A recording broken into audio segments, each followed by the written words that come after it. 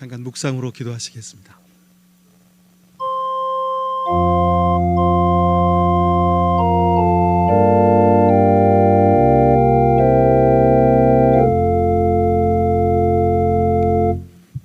사랑의 아버지 하나님, 우리를 불러주시니 감사합니다. 이 시간 하늘 문을 여시고 치료의 광선을 발하여 주옵소서. 생명샘물에서 우리가 영원히 목마르지 않는 생수를 마시게 하옵소서. 예수 그리스도 이름으로 기도하옵나이다. 아멘. 자, 우리 다 함께 오늘 서울로의 성서학당 세 번째 시간인데요, 찬송가 435장 함께 부르시겠습니다.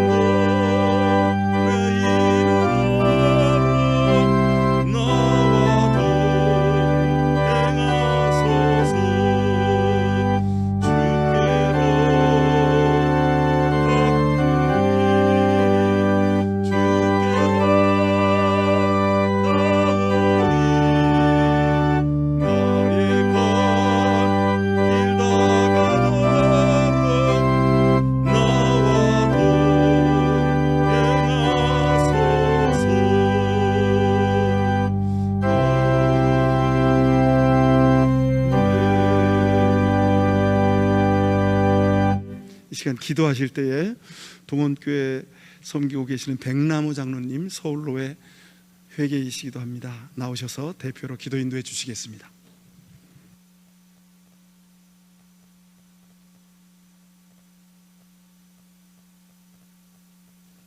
기도하시겠습니다. 사랑과 은혜가 충만하신 주님, 우리를 주님의 선하신 뜻에서라 축복의 통로로 지어주시고 주님을 섬길 수 있도록 크신 은총을 베풀어 주시니 감사합니다. 특별히 이 시간 서울로의 성서학당 수요 예배를 이곳 한일교회에서 드리게 하신 은혜 감사를 드립니다. 이 시간 드려지는 수요 예배가 거룩한 제사로 연립되기를, 우리의 기도와 찬송과 성경 공부로 드려지는 경배를 주님 흠망하여 주시옵소서. 주님, 그동안 저희들의 육신의 열매만을 위하여 살아오지 않았는지 되돌아봅니다. 영적인 열매를 풍성히 맺어 하나님께 영광 드릴 수 있도록 이 시간 은혜를 베풀어 주시옵소서.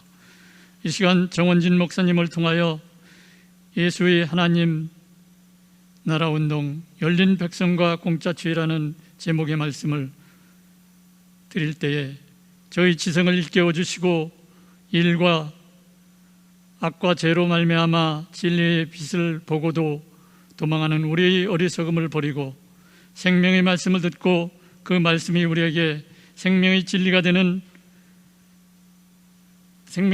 됨을 알기를 원합니다. 성령의 깊은 통찰이 우리와 함께 하셔서 영적으로 하나님의 마음을 읽을 수 있는 어두운 마음을 밝혀 하나님의 말씀을 깨닫고 익혀가는 성령 충만한 시간이 되도록 주님 역사하여 주시옵소서.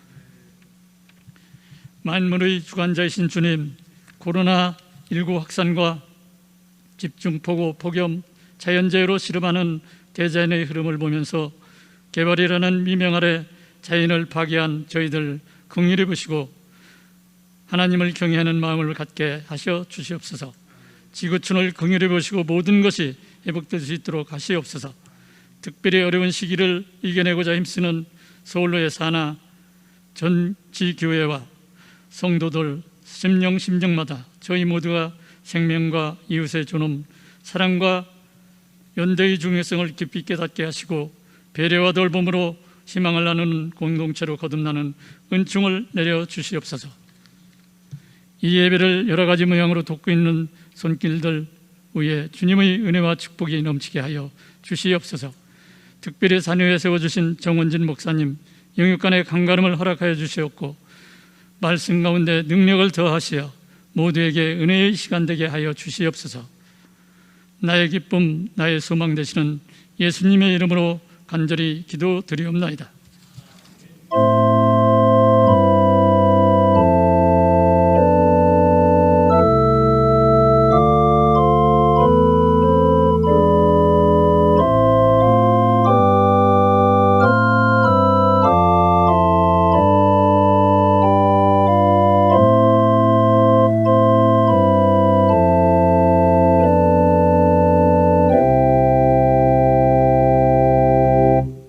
자, 이 시간 이제 정원진 목사님 나오셔서 말씀 전해주시겠습니다. 은혜의 시간 되시기 바랍니다. 나오실 때 우리 함께 힘찬 박수로 서로 응원하시겠습니다. 감사합니다.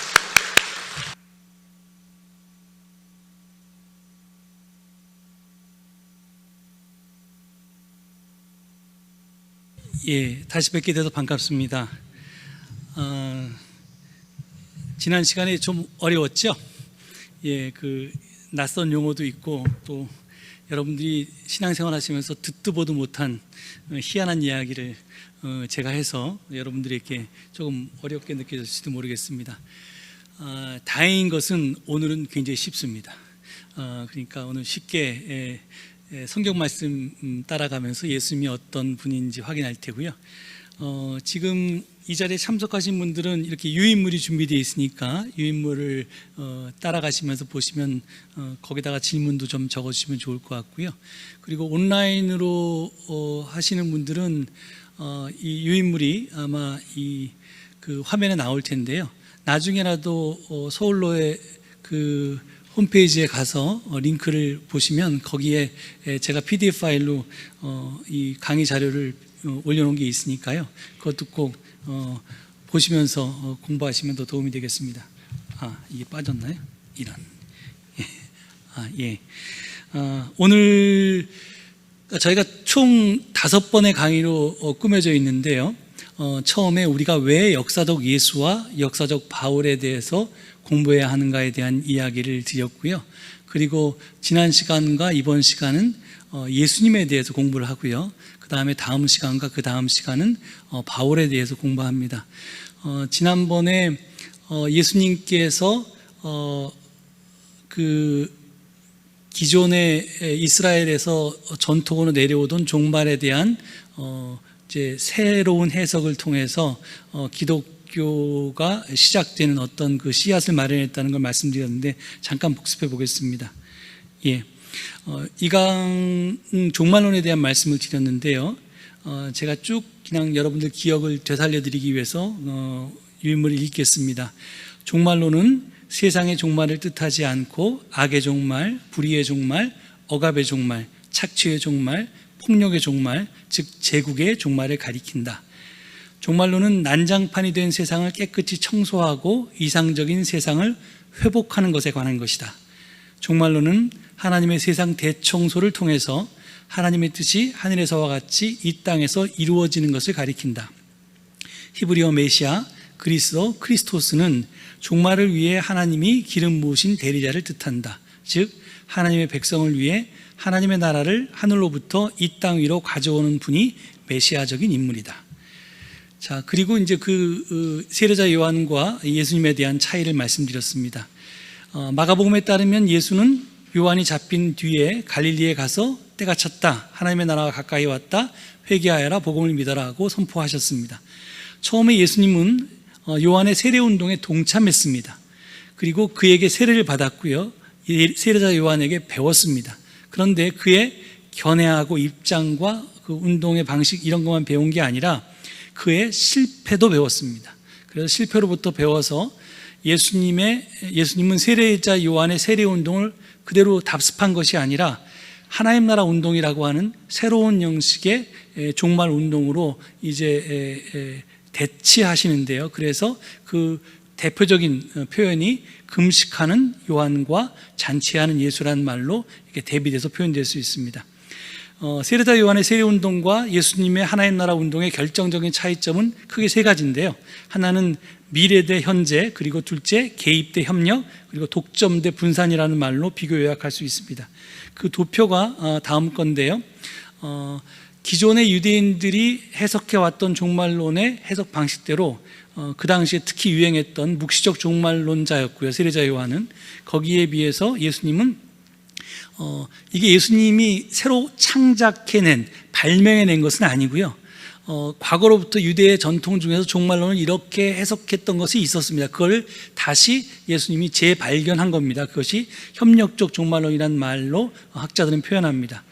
가장 중요한 것은 종말이 하나님의 나라가 언제 도래하느냐, 곧 금방 도래할 거다. 그렇지만 아직 도래하진 않았다. 그러니까 미래에 어느 날 올 거다. 이런 입장과 예수님은 무슨 소리냐, 이미 와 있다, 하나님 나라는 우리 가운데. 그래서 누가복음에 보면 하나님 나라가 어디 있느냐, 여기 있냐 저기 있냐 이렇게 물어봤을 때 너희 가운데 있다, 예수님이 이렇게 말씀하시잖아요. 그게 이제 그 하나님 나라의 현재성에 대한 이야기입니다. 그리고 그래서 이미 와 있다는 거고요. 그리고 하나님 나라는 어떤 식으로 이 세상에 도래하느냐 하면 하나님이 초월적으로 하늘로부터 이렇게 땅으로 내려오시면서 심판하시고 개입하시면서 하나님 나라를 한꺼번에 이루는 게 아니라 하나님과 인간이 협력해서 협동해서 지금 씨앗으로 뿌려져 있는 작은 하나님 나라의 씨앗을, 그 단초를 점점 확대시켜 나가는 것이다. 이렇게 방법이 다릅니다. 그리고 이제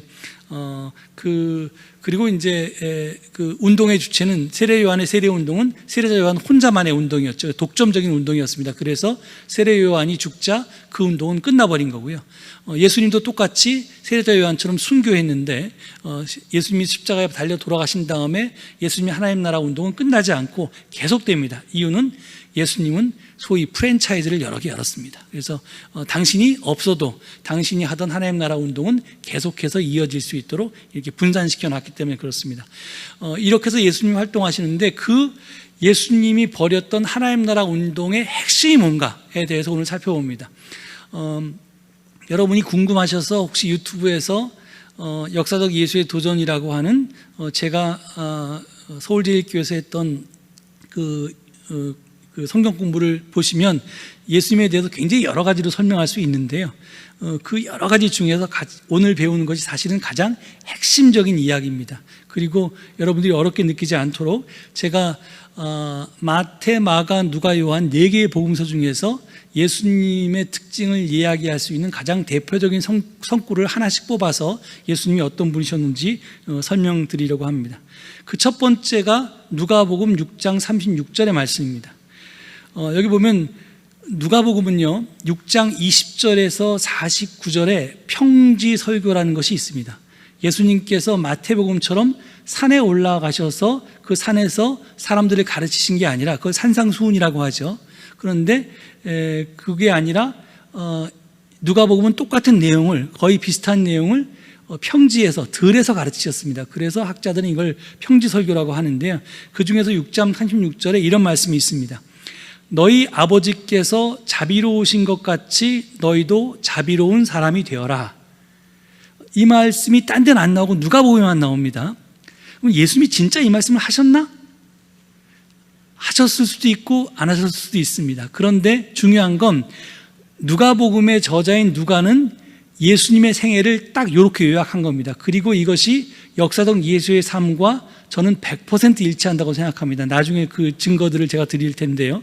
근데 이게 예수님이 하셨나 안 하셨는가를 좀 헷갈릴 수 있는 게 뭐냐면, 마태복음 5장 3절에서 7장 29절 사이에 산상수훈, 산상설교가 있는데 그 중에서 5장 48절, 오늘 누가복음 6장 36절의 말씀과 병행하는 말씀이 있는데 그걸 보면 거기는 어떻게 되어 있냐면요, 한번 같이 읽어볼까요? 그러므로 하늘에 계신 너희 아버지께서 완전하신 것 같이 너희도 완전하여라, 이렇게 되어 있습니다. 지금 똑같은 문장인데 자비로우신 것처럼 자비로워라 이렇게 말씀하신 게 돼 있고, 하나는 완전하신 것 같이 완전하여라 이렇게 말씀하셨습니다. 사실은 예수님이 하신 말씀은 이 마태복음의 말씀이 예수님이 원래 하신 말씀과 더 가까울 수도 있습니다. 그 이유는 뭐냐면 원래 구약에 이와 비슷한 말씀이 있기 때문에 그렇습니다. 구약 레위기 19장 2절 이 세 번째 절을 보면 이렇게 되어 있습니다. 너희의 하나님인 나 주가 거룩하니 너희도 거룩해야 한다, 이 말씀이 있습니다. 이 말씀과 완전히 굉장히 비슷하죠. 그런데 실제로 누가가 생각하기에는 예수님이 어떻게 말씀하셨는지는 정확하지 않을 수 있어도 예수님이 자비로우신 것처럼 너희도 자비로워라 이렇게 말씀하신 것이 예수님의 생애, 삶의 모습과 너무나 일치한다, 이렇게 봐서 지금 예수님의 입에 이 말씀을 담아드린 겁니다.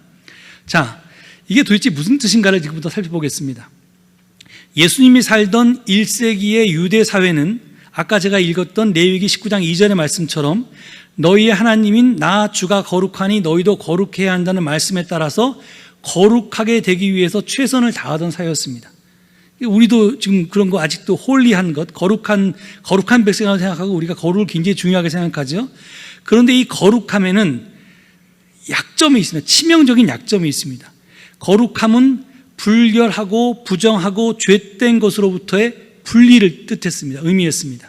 따라서 거룩하게 되기 위해서는 그런 것들과 구별되는 순결이나 정결이나 성결을 지켜야만 했습니다. 그러니까 불결과 반대되는 거죠. 거룩은 순결, 정결, 성결이라고 하는 것은요. 그래서 이것이 이른바 정결제도, 퓨리티 시스템이라고 하는 겁니다.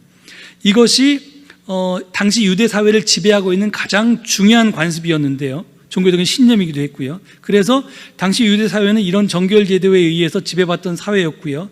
따라서 가장 중요한 관심사는 순결하냐 부정하냐, 의인이냐 죄인이냐를 구별하는 일이었습니다. 한국 사회는 장유유서라고 하는 관습이 지배합니다. 그래서 어떻게 되냐면 사람을 만나면 저 사람이 나보다 나이가 많나? 적나? 띠가 어떻게 되세요? 몇 학번이세요? 이런 식으로 나이를 확인합니다. 그래서 나이가 어리면 내가 형이네, 이렇게 이제 딱 구별을 지고 시작하잖아요. 이게 이제 한국 사람의 관습입니다. 그런데 유대 사람은 그게 아니라 내가 지금 만난 저 사람이 거룩한 사람인가 아니면 불결한 사람인가, 죄인인가 의인인가를 이렇게 구분하는 게 중요합니다. 왜냐하면 불결한 사람이나 죄인과 접촉하면 죄가 전염된다고 생각했거든요.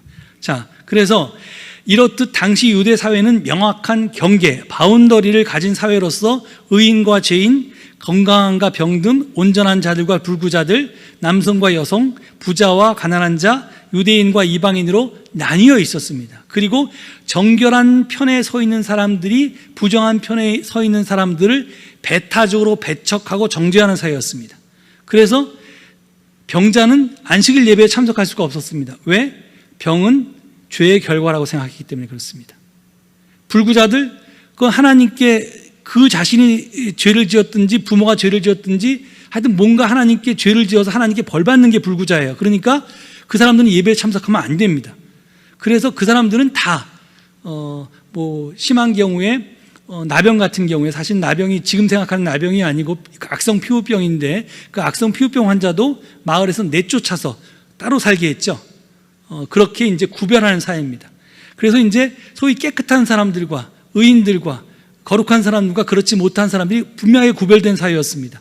그런데 이런 상황 속에서 예수님께서는 자비, 컴패션을 전면에 내세운 겁니다. 자비는 이 컴패션을 해석할 때 자비라고 해석되기도 하고 사랑이라고 해석되기도 하는데요. 그러니까 여러 면에서 정결과 반대되는데 가장 중요한 것은 포용성입니다. 정결에 대한 관심은 본질적으로 배타적인 거잖아요. 이렇게 경계선을 만들고 우리 쪽 사람과 경계 반대편 사람들을 구분하는데, 그게 아니라 자비로운 것은 본질적으로 이 경계선을 넘어서고 그것을 허무는 역할을 합니다. 그래서 정결이 아닌 자비를 내세웠던 예수님은 경계를 만든 자가 아니라 당시 사회가 만든 경계를 허무셨던 분이었습니다. 그래서 예수님의 하나님 나라는 모든 이들을 위한 복음이었기 때문에 소위 잘난 사람들이 제쳐놓은 사람들까지도 포용함으로써 모두가 하나님 나라의 자녀임을 드러냈습니다.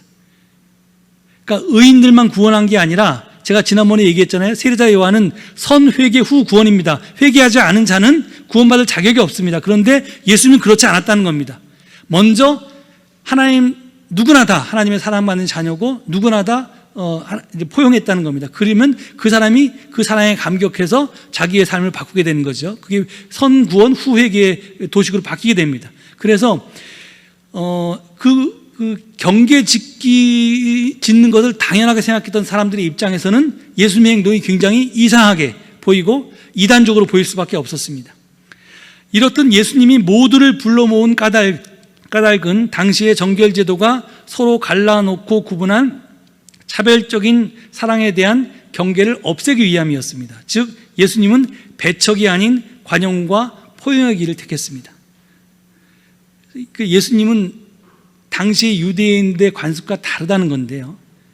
그러니까 이게 지금 제가 지난번에 소위 예수 없는 기독교의 문제에 대해서 이야기했잖아요. 우리가 기독교를 믿으면 당연히 예수를 그리스도라고 고백하는 사람들, 그리고 예수를 그리스도라고 믿고 쫓는 사람들, 이 모임인데, 근데 실제로 예수님을 쫓지 않고 엉뚱한 이제 다른 분을 이제 그 그리스도라고 생각하고 우리 쫓을 수가 있는데, 그래서 이 역사적 예수의 아주 유명한 학자인 크로산이라는 사람은 자기가 쓴 책에서 우리가 뭘 했냐면, 내가 지금 신앙생활하고 있는 것이, 내가 교회에 다니는 교회 생활하고 있는 것이 예수님이 하셨던 그것과 연속성이 있느냐, 아니면 그것과 전혀 상관없이 내가 신앙생활을 내 멋대로 하고 있느냐에 대해서 끊임없이 질문을 던져야 된다, 이렇게 얘기했어요.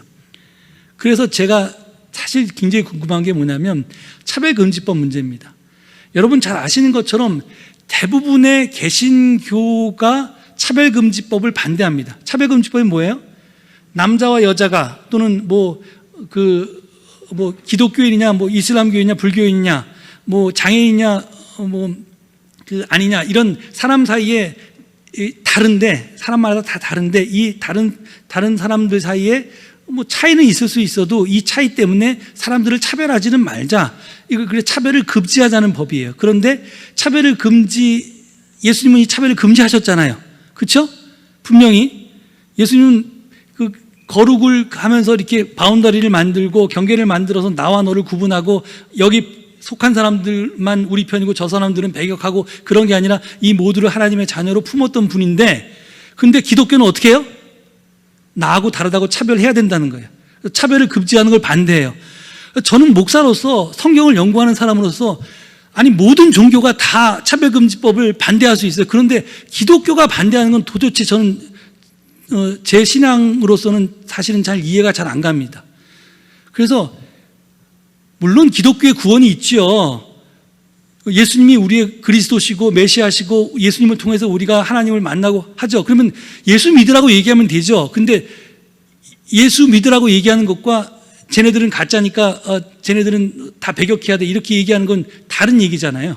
그러니까 차별 금지하지 않고도 우리가 기독교를 선교하는 방법이 충분히 있는데 왜 꼭 그런 방법을 택해야 되나? 이게 저는 참 아이러니하고 사실은 저로서는 잘 이해가 안 가는 부분입니다. 이 부분에 대해서 한번 계속 살펴보기로 하겠습니다. 자, 우리가 잘 아는 구절, 다음에 마태복음으로 넘어갑니다. 한번 같이 읽어볼까요? 마태복음 11장 28절에 30절입니다. 수고하고 무거운 짐을 진 사람은 모두 내게로 오너라. 나는 마음이 온유하고 겸손하니 내 멍에를 메고 나한테 배워라. 그리하면 너희는 마음의 쉼을 얻을 것이다. 내 멍에는 편하고 내 짐은 가볍다. 우리가 너무 사랑하고 애독하는 성경 구절이죠. 여러분 성경을 읽으실 때 두 눈 똑바로 뜨고 제대로 읽으셔야 됩니다. 우리가 이 성경을 읽을 때 뭐라고 오해하냐면요, 우리가 예수를 믿으면요, 모든 사람은 인생에 짐이 있잖아요. 그 짐이 뭐 남편이 짐일 수도 있고 뭐 내 가난이 짐일 수도 있고 내 병이 짐일 수도 있고, 다 인생에 짐이 없는 사람은 아무도 없습니다. 없다고 보이는 사람은 다 있어요. 그런데 문제는 내가 예수를 믿으면 예수님이 내 인생의 짐을 대신 지어주고, 나는 짐 하나도 없이 그냥 예수님과 함께 천국을 향해서 걸어갈 것처럼 생각하잖아요. 그렇게 되어 있는 찬송 가사가 있습니다. 그래서 그 찬송 가사를 우리가 어렸을 때부터 계속 불러요. 그래서 그런 줄 알아요. 근데 여기 뭐라고 되어 있어요? 내가 예수님한테 가면 내 짐을 예수님한테 줘요? 천만의 말씀. 예수님의 멍에를 나더러 매라고 예수님이 그래요. 여러분 헛꿈 꾸지 마세요. 내가 예수를 믿으면 내 무거운 인생의 십자가 짐을 예수님이 대신 지어주시는 게 아니에요. 29절에 분명히 보세요. 내 멍에를 메고, 예수님의 멍에를 메고 나한테 배우라고 얘기해요. 예수님 십자가 지셨는데 내 십자가를 너 지라는 거예요. 근데 우리가 왜 그렇게 착각을 하며 살았냐? 이게 교회에서 그렇게 설교도 듣고 찬송도 그런 가사가 있기 때문에 그래요. 근데 성경을 읽으면 안 그래요. 그러니까 성경 공부를 하실 때 똑바로 하셔야 되는 거예요. 성경 규절을. 그런데 더 웃긴 건, 우리가 예수님의 십자가, 그 죽음에 간 십자가를 맺는데 예수님이 엉뚱한 말씀하셨어요. 이 30절에 내 멍에는 편하고 내 짐은 가볍다. 이게 무슨 엉뚱한 말씀이세요? 도대체 이거 거짓말이죠. 이게 십자가에 달려서 돌아가셨는데 당신 목숨까지 희생하면서 예수님의 멍에는 편하고 내 짐은 가볍다는 말이, 이게 허언이 아니면, 거짓말이 아니면 이게 예수님이 무슨 의도로 이 말씀을 하셨을까? 이게 진리일까? 이게 진리면 도대체 무슨 뜻일까? 내가 예수님의 십자가를 같이 졌을 때 정말 내가 기쁘고 감사할까? 정말 가벼울까? 편할까? 여기에 대해서 여러분들이 계속 묵상해 보셔야 돼요. 왜 예수님이 이런 말씀하셨을까? 근데 오늘은 이게 주제가 아니어서 이 말씀을 안 합니다. 하여튼 28절인데 이게 아까 이 자비하고 연결된 말씀만 합니다. 근데 지금 이 말씀은 이제 성경을 읽을 때 주의 깊게 읽으시라는 말씀을 드린 거고요. 자, 이제 다 내게로 오라는 말씀이 키포인트입니다. 예수님의 열린 밥상 공동체, 열린 밥상 공동체가 이제 영어로 하면 오픈 테이블 펠로우십이라는 건데요, 다 함께 모여서 밥 먹는 자리라는 겁니다. 그러니까 누구나 다 초대해서. 자, 왜 예수님의 열린 밥상 공동체는 잔치집이었을까? 그 이유는 은혜 때문이었습니다. 사랑 때문이었습니다. 그 잔치자리에 감히 참석할 자격이 없는 사람을 기꺼이 초대하고 환대해 준 덕분이었습니다. 우리가 그런 비유 나오잖아요. 누가복음에도 나오고 마태복음에도 나옵니다. 어떤 사람이 이 잔치를 열어서 사람들을 초대했는데 안 오잖아요. 초대받은 사람들이 이런 핑계대고 저런 핑계대고, 그러니까 주인이 아무나 데리고 오라고 다 해서 자리를 메우잖아요. 그러니까 거기 보면 처음에는 뭐 친구들이나 뭐 이렇게 좀 아는 사람이나 하여튼 자격 있는 사람들만 불렀는데 나중엔 그런 거 따지지 않고, 묻지도 따지지 않고 다 초대합니다. 누가복음은 그렇게 되어 있습니다. 마태복음은 나중에 예수님이 그 주인이 혼낸 걸로 되어 있는데 그건 이제 또 다른 사정이 있고요. 하여튼 그렇습니다. 그래서 자격이 없는 그 잔치자리에 감히 참석할 자격 없는 사람들을 기꺼이 초대하고 환대해 준 덕분이었습니다. 초대한 측은 이를 사랑이라고 했고, 초대받은 사람들은 이걸 은혜라고 얘기합니다. 이를 다른 말로 하면 포용이고 관용이고, 즉 똘레랑스입니다. 이게 가장 핵심적인데, 그게 표현된 말이 오늘 마태복음 11장 28절의 말씀입니다. 수고하고 무거운 짐진 자들아 다 내게로 오라. 여기 다라는 말이 들어가요. all, every. 여기서 예외될 게 하나도 없습니다. 내가 너희를 쉬게 하라 이렇게 얘기했는데요, 예수님은 모두를 초청했습니다. 의인만 부른 것이 아니라 죄인도 불렀습니다. 주인만 부른 것이 아니라 종들도 불렀습니다.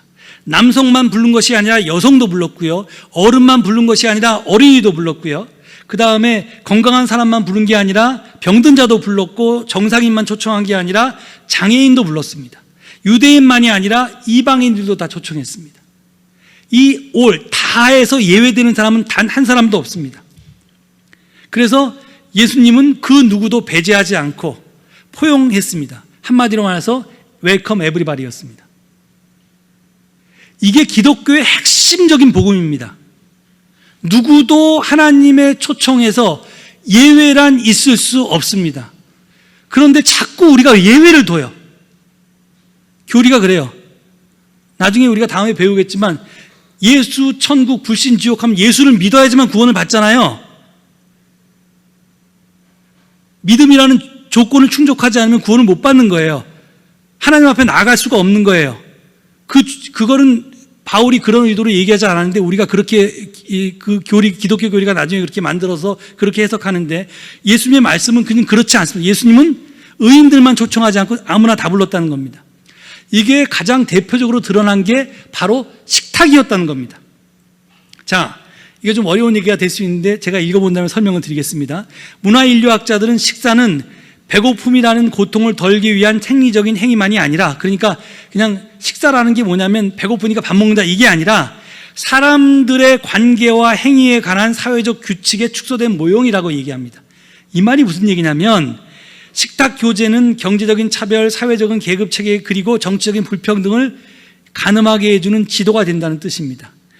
더 쉽게 얘기하면 무슨 말이냐면 누가 언제 어디에서 어떤 사람들과 어울려서 함께 무엇을 어떻게 먹느냐 하는 것을 보면 그 공동체의 사회, 정치, 경제적인 상황을 읽어낼 수 있다는 겁니다. 이게 무슨 말이냐면요, 여러분 조선시대 사농공상에 따른 신분차별이 뚜렷했죠. 이런 조선사회에서 양반과 상놈이 같은 밥상에서 마주 앉아서 밥 먹을 수 있었을까요? 불가능했죠. 남존여비, 남녀 유별이 관습이었던 시절에 시어머니와 며느리가 한 밥상에 앉아서 식사할 수 있었을까요? 불가능했습니다. 제가 전수사 시절, 부목사 시절에 그 대구에서 시집 오신 장로님이 계셨는데 그 장로님이 시집 와가지고 그 시어머니하고 당신은 부뚜막에 서서 밥을 먹었대요. 경상도에서, 대구에서. 시아버지하고 그 당신 남편하고 그 다음에 이제 손주, 당신 아들은 안방에 둘러앉아가지고 이렇게 독상 하나씩 놓고 이렇게 둘러앉아서 밥을 먹었는데 경상도에서 여자들은 부뚜막에서 밥을 먹었다는 겁니다. 남녀가 차별된 사회이기 때문에 그런 거죠. 그러니까 이렇듯 누가 누구와 함께 식사하느냐 하는 것은 그 사회상을 그대로 드러내는 지도라는 겁니다. 이게 문화인류학자들의 말이에요. 마틴 루터 킹 목사가 1950년대, 60년대 미국에서 흑백, 그러니까 이 인권운동을 했죠. 민권운동이라고 하는데 이 민권운동의 가장 핵심이 흑백 분리주의에 대한 대결이었습니다. 몽고메리라는 데서 버스를 탔는데 버스를 타면 앞자리, 좋은 자리, 흔들리지 않는 자리는 백인들만 앉고 그 다음에 뒷자리 흔들리는 자리는 흑인들이 앉습니다. 백인들은 돈이 많아서 자가용을 타고 다니기 때문에 버스를 잘 안 타서 그 자리는 늘 비어있고, 흑인들은 돈이 없어서 늘 버스를 타고 다녀야 되는데 버스에 자리가 없어서 서서 갈지언정 백인들의 자리에 앉을 수가 없었습니다. 그 앉았다가 난리가 났죠. 그래서 이제 민권운동이 시작된 거예요. 그런데 밥 먹을 때도 마찬가지였습니다. 식당이 흑인 식당과 백인 식당이 구별되어 있었고요. 혹시 같은 식당에서 먹어도 이 칸막이가 쳐져 있어 여기는 백인들과 흑인들은 서로 얼굴도 볼 수 없었고 계산대도 달랐습니다. 학교도 달랐습니다. 자, 이렇듯 분리된 밥상, 격리된 식탁은 인간의 분리와 차별을 상징화하는 것이었습니다. 이와 반대로 개방된 밥상은 인간 공동체와 하나됨과 평등을 상징하는 겁니다. 여러분 생각해 보세요. 1960년대 한국 사회에서 시아버지와 그러니까 여자들과 남자가 같은 밥상에서 밥 먹을 수 없었던 현실이었는데 1세기 유대 사회에서 예수님이 남자 옆에 여자, 노예 옆에 주인, 정상인 옆에 장애인 앉아가지고 밥을 먹었다는 걸 상상해 보세요. 이게 얼마나 혁명적인 일이었겠나. 있을 수도 없는, 20세기에도 있을 수 없는 일이 1세기 유대 땅에서 예수님이 했다는 겁니다. 그걸 왜 하셨어요? 그 밥상이 하나님 나라라는 거예요. 하나님은 네가 여자라고 남자라고 주인이라고 종이라고 유대인이라고 이방인이라고 정상인이라고 아니면 장애인이라고 차별 없이 다 사랑한다. 누구나 다 초청한다. 너희들은 다 하나님의 사랑받는 자녀다. 이것이 증거다 이거예요. 밥상이 증거입니다. 자, 기존의 밥상이 사회의 수직적인 차별과 수평적인 분열의 축소판 지도였다면 누구나 참석할 수 있었던 개방된 밥상은 급진적인 평등주의, 즉 구성원들 사이에 어떤 차별도 용인되지 않으며 그들 중에는 어떤 계급 조직도 필요 없다고 보는 절대적 인간평등 사상의 구현이요 상징이었습니다. 예수는 분리하고 배척하고 차별하던 자리였던 당시에 닫힌 밥상을 전복하는, 뒤집어 엎는 열린 밥상을 실제 삶으로 살아냈습니다. 말만 하신 게 아니에요. 잔치의 비유, 말로만 설교만 그렇게 한 게 아니라 그렇게 살아냈습니다. 그래서 예수님을 보고 먹보요, 술꾼이요 이렇게 사람들이 흉문 거예요. 이 열린 밥상 공동체 운동은 지극히 의도적이었고요. 일부러 그러신 겁니다. 예수님이 계획적이었고요. 예수의 평등주의적이며 포용적인 사회적 비전을 구체화한 것입니다. 이게 굉장히 제가 사회학적인 용어로 써서 그런데 이게 하나님 앞에 누구도 차별될 수 없다는 것을 드러내려고 그렇게 예수님이 일부러 하셨다는 겁니다. 자, 이 열린 밥상이 밥상으로 끝난 게 아니라요, 이게 치유로 이어집니다. 그 증거를 제가 마가복음에서 들어볼 텐데요, 이게 제가 여러 치유 이야기가 있는데 마가복음 1장 29절에 31절에 있는 말씀을 보겠습니다. 한번 읽어보겠습니다. 그들은 회당에서 나와서 곧바로 야고보와 요한과 함께 시몬과 안드레의 집으로 갔다. 마침 시몬의 장모가 열병으로 누워 있었는데 예수께 말씀드렸다. 예수께서 그 여자에게 다가가셔서 그 손을 잡아 일으키시니 열병이 떠나고 그 여자는 그들의 시중을 들었다. 여러분 많이 읽어보셨던 성경 말씀이죠? 예수님이 이거 어떻게 되는 이야기냐면요, 이제 세례자 요한이 잡힌 다음에 갈릴리로 오셔서 때가 찼다, 하나님 나라에 가까이 왔다, 회개하고 복음을 믿으라 말씀하십니다. 그래서 갈릴리 호숫가에서 제자들을 발탁하시죠. 그래서 네 제자, 베드로와 야고보와 요한과 안드레를 발탁하시고 그들과 함께 제일 처음에 안식일에 가버나움 회당에 가셔서 귀신 들린 자인가요? 하여튼 병자를 고칩니다. 그 회당에서. 그리고 바로 나오셔서 들어가는 것이 베드로의 장모집. 그러니까 그들은 회당에서 나와서, 가버나움 회당에서 나와서 곧바로 야고보와 요한과 함께 시몬과 안드레의 집으로 들어갑니다. 자, 그래서 거기서 이제 장모를 치유한 이야기인데요. 자, 예수가 가버나움 회당을 빠져나와서 베드로의 집으로 들어갔는데 그 집에는 베드로의 장모가 열병으로 누워 있었습니다. 그 사정을 베드로와 안드레가 예수에게 알리자 예수는 31절 그 여자에게 다가가셔서 그 손을 잡아 일으켰다라는 딱 한 줄로 표현되어 있습니다. 단 한 줄로 묘사된 이 치유 사건은 엄청난 의미를 내포하고 있는데 여러분들은 대부분 이걸 놓칩니다. 제가 그 놓친 걸 말씀드립니다. 첫 번째, 지금 안식일 회당 예배를 보고 나왔죠? 그럼 언제예요, 이 날이? 안식일입니다. 시간상으로 볼 때 이 치유 사건은 안식일 오후에 일어났습니다.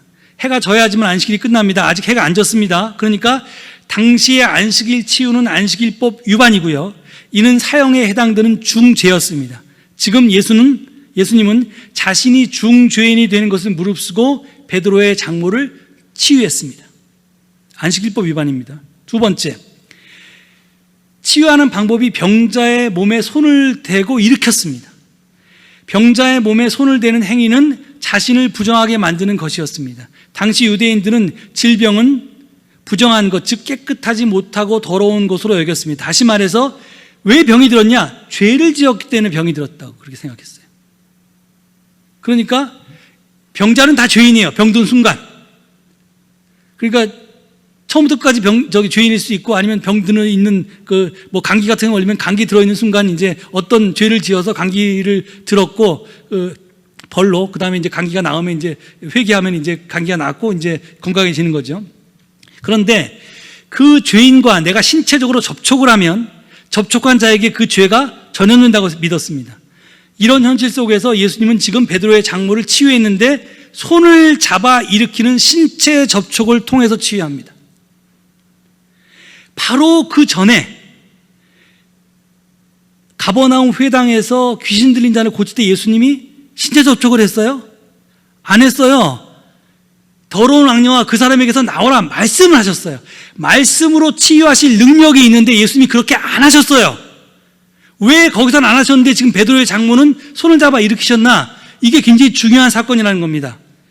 논란의 여지를 없애기 위해서 안식일이 끝나기를 좀 기다렸다가 몇 시간 지나면 이제 해가 지니까 그 다음에 치료할 수도 있었어요. 안식일법 위반 안 하고. 그 다음에 손을 잡아서 일으키는 대신에 조금 전처럼 열병아 물러나가 떠나라 이렇게 말씀으로 치유할 수도 있었어요. 그런데 예수님은 그렇게 안 했어요. 안식일법도 정결법도 예수님에게는 중요하지 않았습니다. 왜? 법이 사람을 위해서 있는 것이지 사람이 법을 위해서 있는 것이 아니기 때문입니다. 마가복음 2장 20절에 보면 안식일이 사람을 위해서 있는 것이 아니라 있는 것이지 사람이 안식일을 위해서 있는 것이 아니라고 말씀하셨잖아요. 이게 중요한 겁니다. 사람이 중심이라는 겁니다. 그래서 예수님은 치료자가 아니라 치유자였다고 말합니다. 제가 이따 치료와 치유의 차이에 대해서 말씀드리겠습니다. 내 자기 중심이 예수님 중심이 아니라 환자 중심으로 생각해서 그의 입장에서 병을 고쳐주셨기 때문에 그렇습니다. 베드로의 장모는 예수님을 만나서 육체의 질병은 물론 마음의 고통까지도 치유받았을 것입니다. 자신이 받을 불이익보다 환자가 받고 있는 고통을 먼저 생각하는 사람, 그런 사람을 만났을 때 어찌 우리의 마음이 치유되지 않을 수 있겠습니까? 자, 제가 서울제일교회 오기 전에 명지병원 원목을 했어요. 만 6년 동안 했는데 원목이 하는 가장 중요한 역할이 전인치유입니다. 영어로 하면 홀리스틱 힐링입니다. 왜 그 병원마다 원목이 필요한지 아세요? 사람은요, 육체와 정신과 영이 내 안에 다 존재합니다. 이게 서로 엮여져 있어서 서로 작용을 해요. 내가 정신적인 스트레스를 많이 받으면 그 스트레스 때문에 질병이, 육체의 질병이 생겨요. 암이 생기기도 하고 뭐 별의별 질병, 자기가 가장 약한 곳에 병이 생깁니다. 그래서 저는 원목을 하면서요, 의사들이 못 고치는 병도 고쳐봤어요. 고친 게 딴 게 아니에요. 그의 마음을 주니까 여태까지 약이 안 들었는데 저한테 상담받고 그 다음에 약 먹은 다음에 멀쩡해지는 거예요. 근데 의사 선생님은 자기가 잘 고친 줄 알지. 근데 그게 아니에요. 그러니까 여러분들이 병원마다 원목을 파송하는 게 사실 굉장히 중요한 일입니다. 이게 인간은 만약에 영과 정신과 육체가 흩어지면 어떻게 돼요? 산 사람이 아니라 죽은 사람이 되는 겁니다. 산 사람은 이게 인간은 이 총체적인 전인적인 거고요. 이 전인적인 것이 서로 연결되어 있기 때문에 이게 전인치유라는 게 중요합니다. 자, 치료와 치유가 어떻게 다르냐면요, 의사들은 뭐에 관심이 있냐면, 여기 의사들이 계실지 모르겠는데 이 사람이 열이 올라? 그럼 병이 있는 거 아니에요. 그럼 뭐 때문에 열이 오르지? 그럼 그 원인을 찾아서 그 질병의 원인을 없앱니다. 근데 그게 열이 오르면 우리나라 특히 한의학은 그렇지 않지만 양의는 특히 그런데 열이 오르면 해열제 주죠. 그 사람이 그 병 때문에 통증이 나면 그 통증을 해결해 줍니다. 여기 뭐 암덩어리가 있으면 암덩어리 떼내죠. 그런 식으로 질병은 이 의사들의 관점은 병이 뭐냐는 거예요. 그 병을 없앱니다. 그래서 치료, 트리트먼트로 충분합니다. 그런데 치유는 그게 아니에요. 그게 아니라 이 사람이 암에 걸렸는데 가만히 봤더니 이 사람이 뭐 고부간의 갈등이 심하거나 뭐 아니면 뭐 이 자식 때문에 무슨 문제 때문에 고민이 많아서 스트레스를 계속 받아오다 그것이 이제 뭐 암이라는 병으로 나타났다. 그러면 암 수술했다고 이 사람이 해결되는 게 아니라 그 근본적인 원래 고통받는 원인에 대해서 보듬어 줘야지만 그 다음에 다시 암이 재발하지 않습니다. 그러니까 이건 사람을 보고요. 치유는 사람을 중심으로 보는 거고요. 이 사람의 고통을 바라봅니다. 그래서 이 치유와 돌봄, 힐링을 하게 됩니다. 이게 트리트먼트가 아닙니다.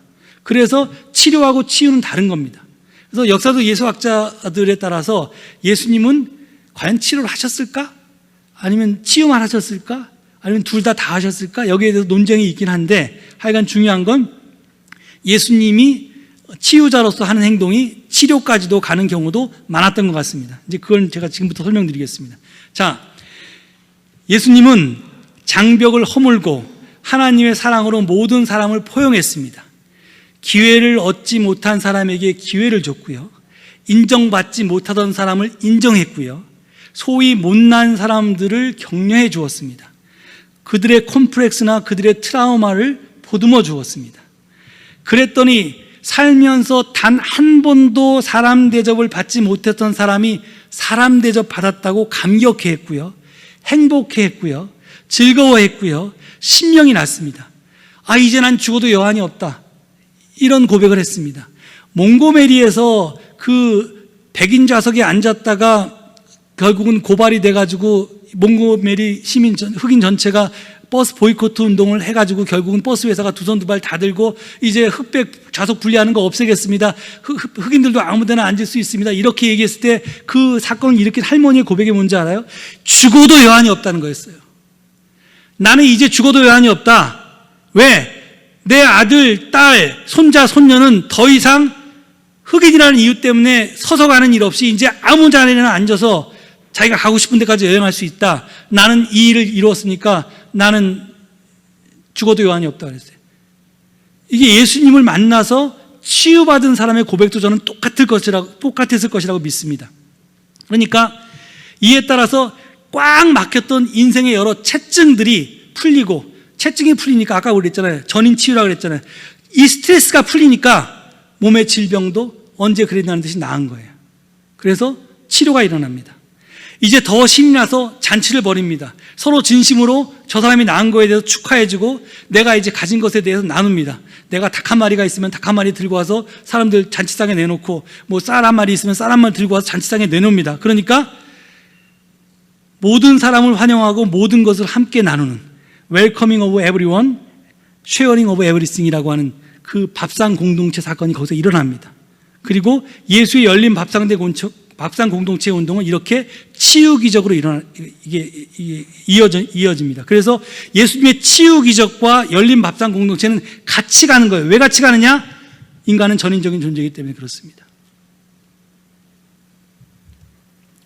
자, 이렇듯 예수님은 사회에서 버림받고 종교 체제가 내친 이들을 받아들였습니다. 종교라는 게 역할이 뭐냐면 사회가 어떤 사람을 배척하면 그 사람을 보듬어 주는 게 종교의 역할일 거 아니에요.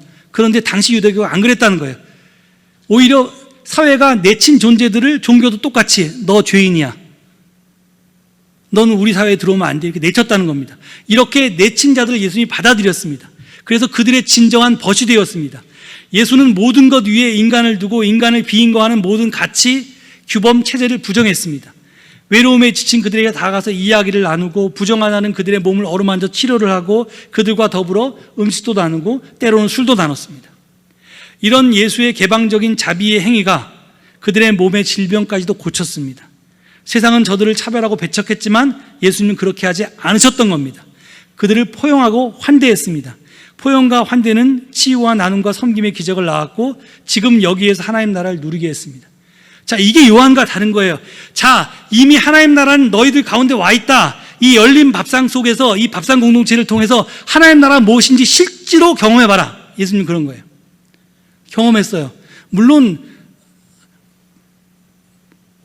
부자들끼리만 모여서 좋은 음식 먹던 사람에게 그건 지옥 같은 자리였을 수도 있습니다. 싫었겠죠.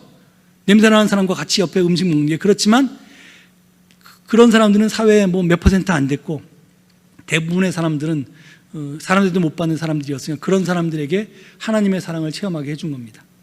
그리고 그 사랑의 체험이 육체의 질병도 낫게 했고, 그 다음에 내가 하나님 나라는 이런 것이구나, 나 같은 사람도 하나님의 자녀로 환영받고 사람 대접받고 이렇게 사랑받을 수 있는 곳이구나, 이렇게 하나님 나라를 사모하고 그 운동을 경험하는 끝나는 게 아니라 어떻게 해요? 그걸 확산시킵니다. 프랜차이즈를 여는 것. 지금 예수님이 보여줬던 열린 밥상 공동체와 공짜 치유의 사건을 다른 곳에 가서 하는 겁니다. 그들이. 그럼 똑같은 일이 벌어집니다. 거기서도 사람들도 못 받았던 사람들이 사단 대접받고 그들의 질병도 낫고 그런 사건들이 계속 막 이렇게 퍼져나가는 겁니다. 자, 요한복음으로 넘어가겠습니다. 우리가 잘 아는 규절이지 한번 같이 읽어볼까요? 하나님께서 세상을 이처럼 사랑하셔서 외아들을 주셨으니 이는 그를 믿는 사람마다 멸망하지 않고 영생을 얻게 하려 하시는 것이다. 자, 요한복음은 영적 복음서라고 하면서 가장 역사적 예수님과 거리가 먼 복음서라고 생각이 됩니다. 그런데 이 기독교의 가장 기본적인 복음의 축약이라고 알려져 있는 요한복음 3장 16절의 뜻을 우리가 많이 오해하고 있습니다. 자, 이거 보면 우리 죄를 위해서 죽은 하나님의 외아들인 예수를 믿음으로써 우리가 구원받는다는 뜻으로 이 규절을 이해합니다. 그런데 그렇게 이해했을 때 좀 문제가 생깁니다. 자, 뭐가 문제가 되냐면 우리가 하나님은 전지전능하다고 고백하잖아요. 근데 하나님은 전지전능하지가 않아요. 왜? 당신을 믿어야지만 구원할 수 있지 당신을 믿지 않는 사람은 구원할 수가 없어요. 세종대왕도 그 다음에 지금 열심히 한산 대첩에서 나오는 이순신 장군도 정말 우리 민족이나 인류를 위해서 굉장히 중요한 일을 하셨는데 그분들은 다 지옥 구덩이에서 지금 신음하고 있을 겁니다. 왜? 그 당시엔 기독교가 전파되지 않았으니까. 하나님은 굉장히 무능하신 분이에요. 기독교가 전파되기 전에 모든 나라 사람들은 다 지옥에 보낼 수밖에 없는 그런 무능한 분입니다. 하나님은 세상을 사랑하지만 예수를 믿는 자만 구원해 주는 그런 한계를 가진 존재밖에 안 됩니다. 그건 우리의 신앙 고백과 일치할 수가 없습니다. 그래서 이제 이게 도대체 무슨 뜻인가 좀 살펴봐야 됩니다. 그게 아니라면 이게 무슨 뜻인가? 하나님이 세상을 이처럼 사랑하사 이렇게 돼 있잖아요. 자, 우리가 오해하는데 하나님이 사랑한 것은 지금 뭐예요? 세상이에요. 교회도 아니고요, 크리스찬도 아니에요. 하나님은 교회를 이처럼 사랑하사, 또는 하나님은 크리스찬을, 기독교인들을 이처럼 사랑하사 독생자를 주신 게 아니에요. 세상을 위해서 주셨어요.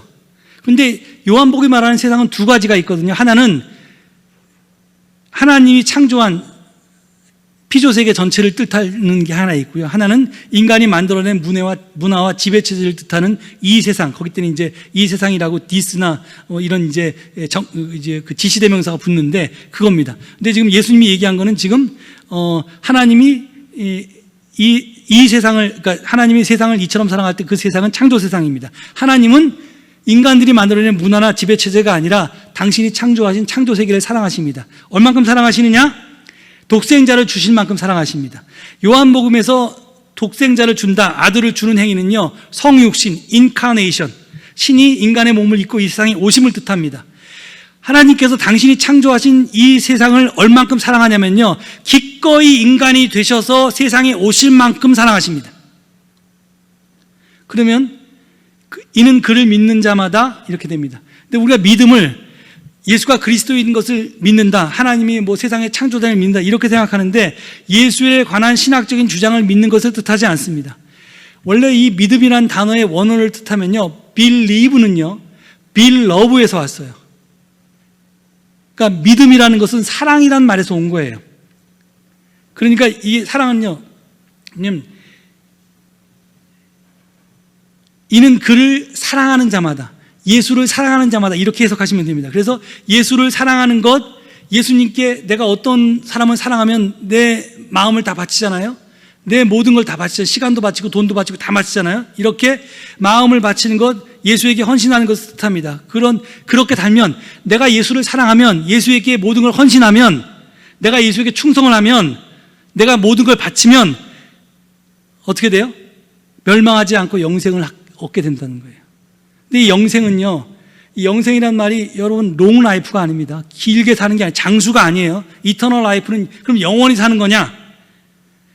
이 헬라어의 단어를 그 단어 뜻대로 보면요, 어떤 거냐면 영생이라는 게 the life of the age to come입니다. 이게 무슨 말이냐면 지금의 삶이 아니라 미래에 누리게 될 삶을 영생이라고 합니다. 그러니까 다가올 시대의 생명을 영생이라는 뜻의 헬라어 단어의 본뜻입니다. 그러니까 이게 무슨 뜻이냐면, 요한복음은 영생은 미래의 것이기도 한데요, 동시에 희망의 대상이기도 한데요, 그것은 동시에 현재적인 것이기도 합니다. 그리고 내가 경험할 수 있다는 표현이 있습니다. 그래서 영생은 하나님과 예수를 아는 것이라고 요한복음 17장 3절은 얘기하는데요, 이게 뭐냐면 내가 예수를 사랑하면 예수가 사랑했던 사람을 사랑할 수밖에 없잖아요. 예수님이 당신의 목숨을 바친 이 창조 세계를 사랑할 수밖에 없잖아요. 그 예수님이 포용했던 병든 자, 가난한 자, 힘없는 자를 사랑할 수밖에 없잖아요. 그러면 예수님을 사랑하면 동시에 그런 것들에 대한 사랑을 하고 그들에게 헌신하는 건데, 그런 식의 삶을 살면 내가 어떻게 되냐면요, 죽어서만 갈 수 있는 천국에서의 삶, 미래의 삶을 지금 여기서 경험하게 된다는 거예요. 이게 밥상 공동체 경험하고 똑같잖아요. 천국은 죽어서 가는, 하나님 나라는 미래의 나라가 아니라 지금 여기서 내가 다른 사람들과 함께 열린 밥상을 통해서 지금 하나님 나라가 무엇인지 체험하는 거 아니에요. 요한복음도 지금 똑같은 주장을 하는 겁니다. 그래서 요한복음 3장 16절의 말씀은 미래의 천국 가기 위해서 지금 예수를 믿는 것에 대해서 말하는 게 아니라 예수를 사랑하는 것, 그리고 예수를 통해서 성육신을 통해서 알려진 하나님을 사랑하는 것, 이것이 다가올 시대의 삶에 지금 진입하는 것입니다. 그래서 지금 하나님과 내가 함께 살 수 있는 방법이 있는데, 그게 그 길이 무엇인가에 대해서 가르쳐주는 성경 구절입니다. 이게 나중에 요한복음을 들으실 기회가 있으면 요한복음이 전체적으로 주장하는 바에 대해서 제가 자세히 설명드릴 수 있는데, 이게 지금 이 귀절에 핵심적으로 표현되어 있습니다. 가만히 있어봐. 이게 지금 시간이 저게 맞아요? 아직 한참 남았는데 큰일 났다. 간단하게 하겠습니다. 자, 그래서 예수님이 처음에 했던 예수님의 밥상 공동체, 열린 밥상 공동체, 공짜 치유라는 공동체는 포용적이었습니다. 배타적이지 않았습니다. 그런데 지금 포용적이지 않고 배타적인 교회, 정의를 내세우면서도 똘레랑스를 무시하는 교회는 교회가 아닙니다. 예수 없는 기독교입니다. 근데 처음에는 그렇지 않았는데, 교회가 바울의 공동체도 그렇고 예수님의 공동체도 그렇지 않았는데 지금 교회는 그렇게 됐습니다. 왜 그렇게 됐냐? 이유는 간단합니다. 우리가 세상의 악을 청소하다가 그 악에 오염된 겁니다. 욕하면서 배운다고 세상의 악과 맞서 싸우는 동안 우리는 자신도 모르는 사이에 세상을 닮아버렸습니다. 그래서 그게 굉장히 중요합니다. 우리가 세상을 닮지 않으려면 정신 똑바로 차려야 됩니다. 생각하면서 살지 않으면 사는 대로 생각하게 되어 있습니다. 그러면 세상은 뭐라고 얘기해요? 제가 그랬잖아요. 힘이 구원이다. 로마의 평화가 그거라고 그랬죠. 네가 힘을 가지면 그 힘이 너를 평안하게 할 것이다. 너 잘 먹고 잘 살게 해줄 것이다. 그러니까 실력을 갖춰라, 힘을 쌓아라, 이런 식의 것들을 가르치잖아요. 그래서 우리가 계속해서 그걸 추구하며 살아가는데, 우리가 기독교의 복음이 뭔지에 대해서 정신 똑바로 차리고 그걸 계속해서 생각하지 않으면 우리가 세상에 가르쳐주는 그런 이데올로기에 우리가 오염되게 돼 있고, 그게 마치 기독교의 복음으로 착각하는 겁니다. 그래서 사람들이 하나님을 백으로 삼아서 그 힘 바탕으로 해서 내가 세상에서 더 출세하길 바라는 겁니다. 예수님이 살았던 방식과 전혀 다른 방식을 기독교를 믿으면서 추구하게 되는 겁니다. 그래서 크로산이 말한다는 겁니다. 당신의 현재 형태의 교회 생활이 예수와의 연속성을 반영하고 있는가, 아니면 깨뜨리고 있는가, 이걸 끊임없이 질문해야 됩니다. 자, 교회는 예수가 벌였던 하나님 나라 운동의 계승자이면서 지점입니다. 따라서 교회는 하나님 나라 운동의 특징인 현재성, 지금 여기서 하나님 나라를 보여줘야 됩니다. 실질적으로 누리게 해야 됩니다. 교인들한테. 교회에서 신앙생활하면서 교인들에게 기쁨을 못 주는 교회, 감사함을 못 주는 교회는 이게 문제가 있는 거예요. 협동성, 혼자만 하나님 나라 가는 게 아니라 우리가 하나님을 도와서 같이 뭔가 하는 거, 비폭력성, 분산성을 갖추고 있어야 할 것입니다. 그리고 교회는 잔치집이어야 합니다. 그리고 늘 하나님과 함께 비폭력적으로, 그리고 포용적으로 세상 대청소, 악을 청소해야 되고, 그런 자기 자신을 끊임없이 복제해서 세상에 퍼뜨려야 됩니다. 이게 교회의 사명입니다. 자, 오늘 여기까지 하고, 이 뒤에 제가 소개한 그 잔 도미닉 크로산이라는 사람이 아주 옛날에 썼던 Who is Jesus? 예수는 누구인가라는 책에서 예수에 대한 결론을 쓴 부분을 제가 인용했는데요. 한번 읽어보시기 바랍니다. 5분이 넘게 지나서 죄송하고요. 일단 여기서 강의를 마치고 질문을 받도록 하겠습니다. 예, 감사합니다. 네.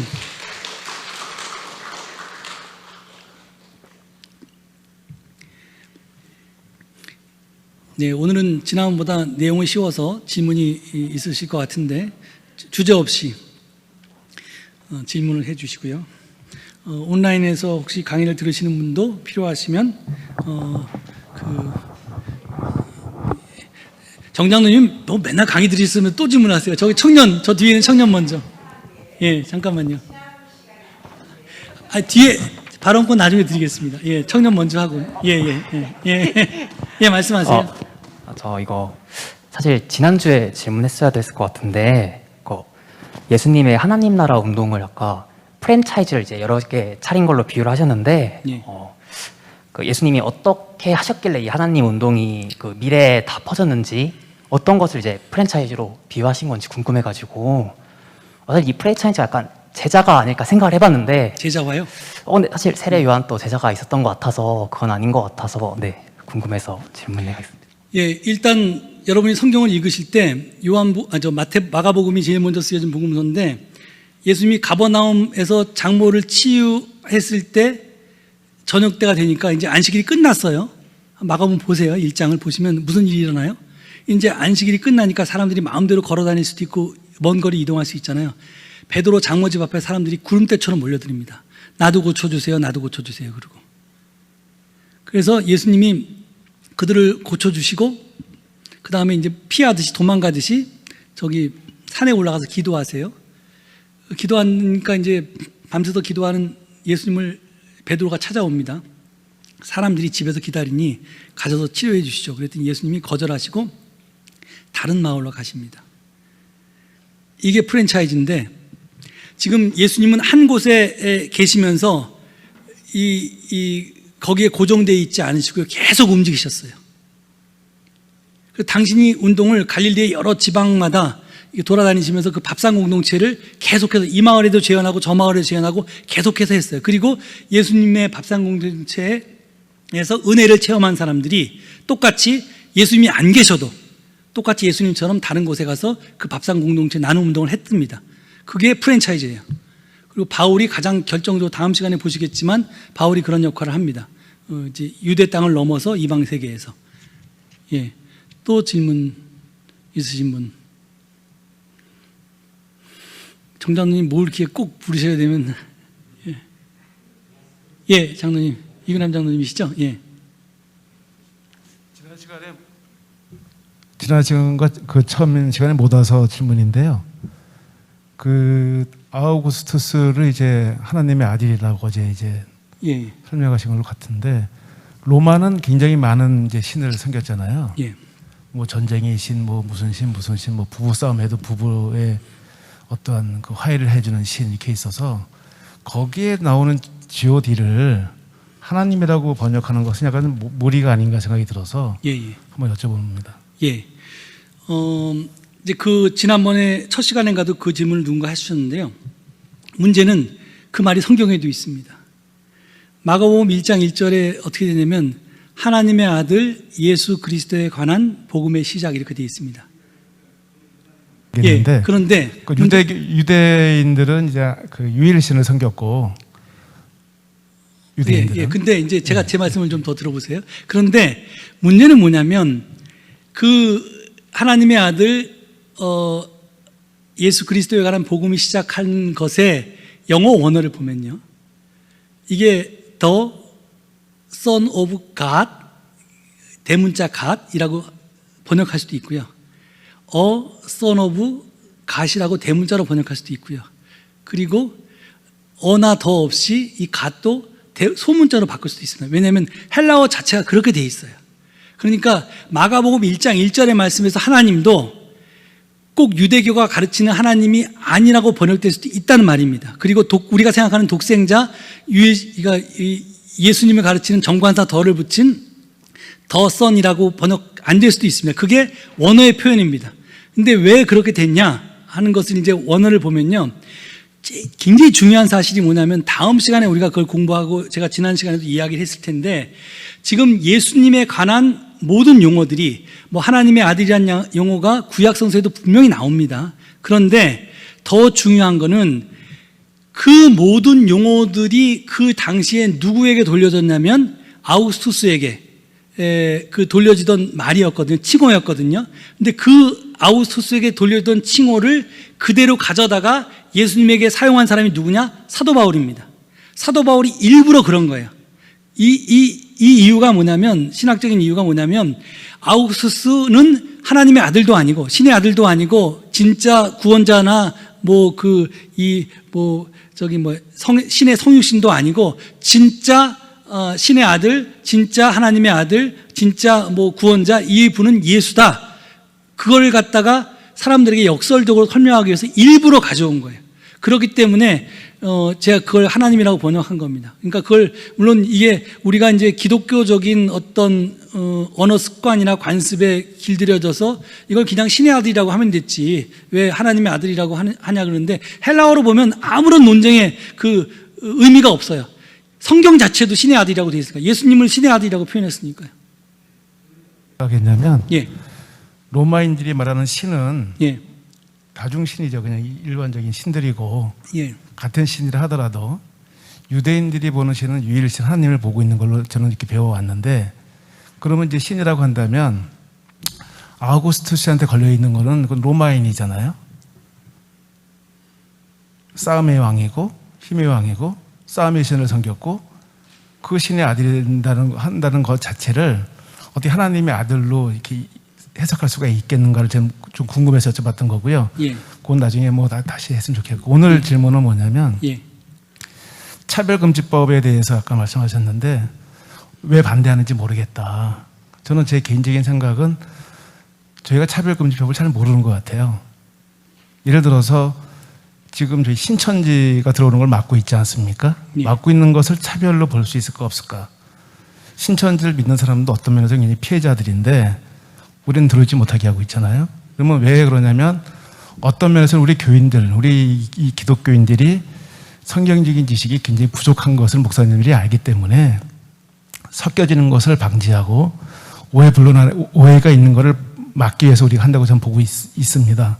막고 있잖아요. 그래서 차별금지법도 마찬가지 여러 가지 내용에 대해서 좀 더 좀 준비해가지고 교인들이 모르는 거에 대해서 이렇게 뭐 이해가 안 된다고 말씀하시는 것보다는 좀 더 이제 알 수 있게끔 좀 설명해 주시고 그걸 우리가 정말 다 같이 한 마음으로 알고 찬성하거나 반대를 해야 되는데 예. 많은 경우에 따라가서 그냥 반대하지 않습니까? 그러니까 그런 것들에 대해서 좀 준비해서 한 번 더 강의했으면 좋겠습니다. 예, 알겠습니다. 그 차별금지법에 대해서는 아마 많은 분들이 많은 개신교인들이 이제 그 개신교의 주류도 많은 분들이 반대하기 때문에 이제 덩달아 우리가 그 분위기에 편승해서 반대하시고 그러는데요. 제가 오늘 성경 공부 시간이기 때문에 그렇습니다. 적어도 예수님이 어떻게 사셨나에 비추어 볼 때 지금 한국 기독교의 차별금지법 반대는 이해할 수 없는 행위다라는 거고요. 그럼 차별금지법을 우리가 찬성하는 게 맞느냐 반대하는 게 맞느냐에 대한 것은 차별금지법에 대해서 우리가 한번 정말 장로님 말씀처럼 도대체 어떤 내용이 들어있고 우리 찬성하시는 분들은 그러니까 반대하시는 분들은 왜 반대하는지 어떤 주장에 따라서 반대하시는지에 대해서 한번 그것도 견해에 대해서 좀 분석해보고 거기에 대해서 우리가 기독교인으로서 어떤 입장을 가져야 되는지 이제 한번 공부할 수 있는 기회가 있으면 좋겠습니다. 우리 노회 임원들께서 다음번 성경 공부 때 한번 그렇게 준비해 주시면 고맙겠습니다. 그건 이제 조직신학 전공하시거나 뭐 다른 거 전공하신 분들이 하실 문제라고 생각됩니다. 하여튼 오늘 범위는 아니었고요. 하여튼 저는 성서신학 전공자로서 그 부분은 저로서는 아이간 좀 이해 안 가는 일입니다. 제가 아는 차별금지법에 대해서는. 예. 다른 질문 혹시 있으세요? 그 인터넷에서 질문 없어요? 예. 예. 그럼 오늘 이 정도 할까요? 예. 예. 감사하고요. 제가 말씀을 드리는데 저희가 제가 이 역사적 예수에 대한 강의는 사실 크로산이 프롤로그와 에필로그까지 합하면 18강을 한 겁니다. 그리고 저도 그것에 따라서 좀 강의 시간을 굉장히 길게 해서 이제 여러 번 한 건데 그거를 지금 2번에 줄였기 때문에 이 이야기를 통해서 여러분들이 다 이해하시기가 힘드실 수도 있는데 그러니까 핵심적인 건 살펴본 거고요. 그리고 지금 이제 바울도 사실은 굉장히 더 중요합니다. 왜냐하면 이 바울의 주장에 우리가 굉장히 이제 바울의 시각을 가지고 우리가 예수님 바라보는 훈련들이 기독교가 많이 돼 있기 때문에 이제 그 부분에 대해서 다음 시간에 바울에 대해서 실제로 바울은 어땠나는 거에 대해서 한번 이제 저희가 검토를 해볼 텐데요.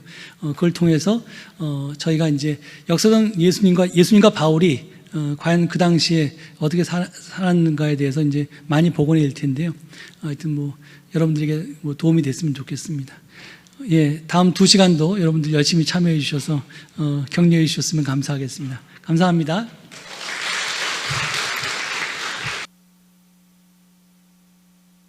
귀한 말씀 주신 목사님께 감사를 드립니다. 우리 다 함께 주기도문 하심으로써 오늘 저녁 성경 공부 시간 마치겠습니다. 하늘에 계신 우리 아버지여, 이름이 거룩하기를 받으시오며 나라 임하옵시며 뜻이 하늘에서 이룬 것 같이 땅에서도 이루어지이다. 오늘날 우리에게 일용할 양식을 주옵시고 우리가 우리에게 죄 지은 자를 사하여 준 것 같이 우리 죄를 사하여 주옵시고 우리를 시험에 들게 하지 마옵시며 다만 악에서 구하옵소서. 나라와 권세와 영광이 아버지께 영원히 있사옵나이다. 아멘.